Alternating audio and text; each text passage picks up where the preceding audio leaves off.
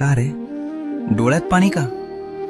फक्त यासाठी रडतोयस ना की तुला माझ्याकडे अक्कलकोटला येता येत नाहीये.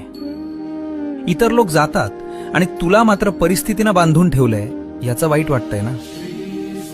तू तिथे येऊन त्या गर्दीत मला शोधतोस, पण मी तर तुझ्या घरातल्या त्या कोपऱ्यात तुझ्या देव्हाऱ्यात मांडी घालून बसलोय.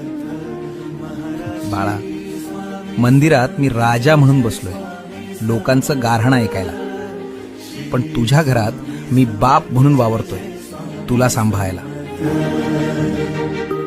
मग राजाच्या दरबारात जाणं महत्वाचं की बापाच्या मांडीवर बसणं महत्वाचं? त्यामुळे अक्कलकोटला येता येत नाही याची खंत करू नकोस.